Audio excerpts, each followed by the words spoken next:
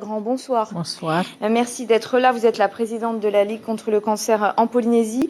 Un tiers seulement des femmes polynésiennes sont allées faire une mammographie en 2014, alors que l'on sait que les chances de guérison sont de 90% si le cancer est diagnostiqué très tôt. Pourquoi, selon vous, le dépistage du cancer du sein ne fonctionne pas bien ? Je pense qu'il y a la première raison, la peur. La peur des femmes, c'est assez terrible parce que c'est en fait la peur de se voir annoncer qu'elles ont un cancer. Donc c'est pas la peur d'avoir mal pendant le dépistage, c'est plutôt qu'on leur dise qu'elles ont la maladie. Tout à fait. Pour le dépistage, en tout cas, c'est ce qu'elles me répondent. J'ai peur qu'on me dise que j'ai un cancer, même si elles sentent quelque chose. Ensuite, après, lorsqu'on leur dit effectivement qu'il y a un cancer, c'est la peur de la chimiothérapie, c'est la peur de perdre les cheveux.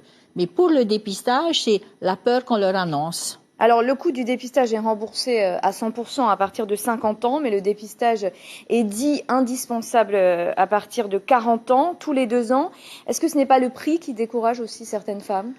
Je ne pense pas que le prix décourage les femmes. Ça doit être un facteur. Mais il faut aussi savoir que, par exemple, les femmes des Tuamotu-Gambier, les femmes des Marquises n'ont pas de mammographie sur place et donc sur place et doivent venir à Tahiti. Les femmes des îles sous le vent peuvent se faire dépister à Raiatea Tout à fait. ou à Bora Bora. En revanche, c'est vrai que celles des Marquises sont obligées de venir à Tahiti. Est-ce que vous avez milité, j'imagine, auprès du ministère de la Santé pour qu'elles aient une indemnisation ou une aide financière ? Alors, on est allé même plus loin que ça, puisque le docteur Kato, qui est notre radiologue membre bienfaiteur, a démarché auprès de l'État, auprès du haut-commissaire, pour que ceci finance le mammographe, la mise en place du mammographe aux Marquises. Le haut-commissaire a déjà donné son aval. Ils paieront la moitié du mammographe, c'est-à-dire à peu près 7 millions. La balle maintenant est dans le camp du territoire, donc du président et du ministre de la Santé pour le financement.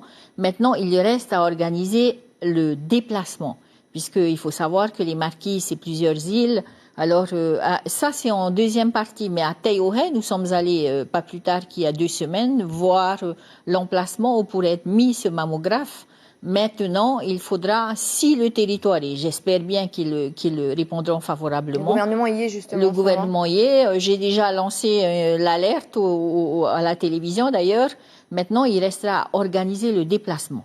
Alors demain, dimanche rose, dans les jardins de la mairie de Pir'e, le but c'est de montrer qu'on peut s'en sortir quand on a eu un cancer du sein, que l'on n'est pas condamné si on se fait dépister suffisamment tôt. Tout à fait. Le but est encore d'informer, d'expliquer à ces femmes qu'il est très important déjà qu'elles se palpent le sein une fois par mois après les règles, ce qui leur permettra de trouver une petite boule qui sera effectivement de la taille d'un bonbon chinois, mais des conseils très concrets en tout cas. Voilà, c'est ça, des conseils très concrets. Et ensuite, la mammographie qui est gratuite à partir de 50 ans. Alors, c'est vrai que quelquefois, elles nous disent, oui, mais il faut payer une échographie. Quelquefois, l'échographie est nécessaire. Effectivement, il leur faudra avancer, mais la CPS remboursera. Mais je leur dis toujours, il vaut mieux, dans le cas où vraiment elles ne peuvent pas, il y a quelques personnes qui peuvent pas, qu'elles fassent appel, voilà, qu'elles nous donnent un coup de fil et à ce moment-là, on verra certainement qu'on financera la part qu'elles ne pourront pas payer. C'est le dépistage coûte que coûte. Merci beaucoup, Patricia Grand, d'avoir accepté notre invitation ce soir. Merci.